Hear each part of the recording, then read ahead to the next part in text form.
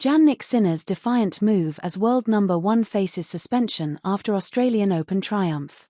The Italian tennis star has declared his not guilty, but his future is under a huge cloud. Jannik Sinner has declared his not guilty and played with a clear mind at the Australian Open, despite having a potential 2-year ban hanging over his head.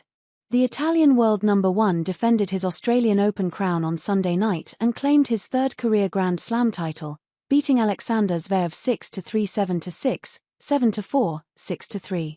The tennis world is marveling at how well Sinner played at Melbourne Park over the last 2 weeks, after he joined Roger Federer and Novak Djokovic as just the third man in the Open era to win 3 straight majors on hard courts: 2024 Australian, 2024 US Open and 2025 Australian Open.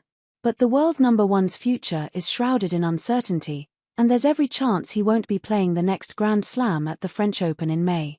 The Italian star is set to face the Court of Arbitration for Sport in Switzerland in April, with the World Anti-Doping Agency pushing for a 2-year suspension.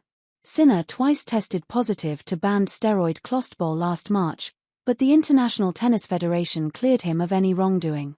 The ITF accepted that Sinner was unintentionally contaminated after his now-sacked masseur applied a steroid spray to his own finger before massaging Sinner without gloves on.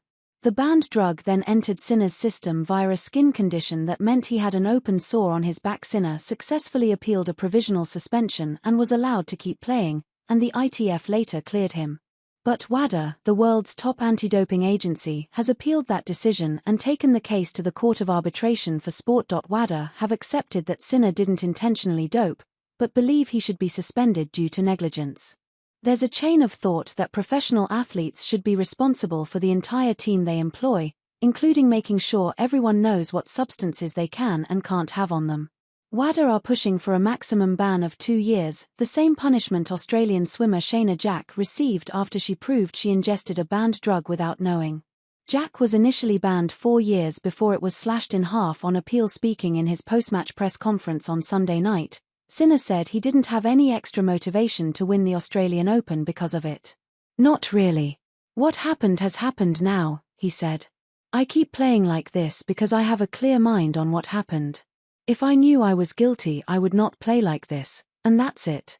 I still believe it's going to be a positive outcome at the CAS hearing. At the moment I'm not thinking about this. Of course there are moments on certain days when you wish you didn't have this problem." In addition to his 2 Australian Open titles and last year's US Open trophy, Sinner also won the season-ending ATP Finals Championship and spearheaded Italy to Davis Cup glory in 2024. Yet he is vowing to get even better in 2025 and beyond. "Maybe the second serve could be a little bit more aggressive and trying to sneak into the net a little bit more," he said. "For sure, there are some areas where I can improve. I also want to be a better player.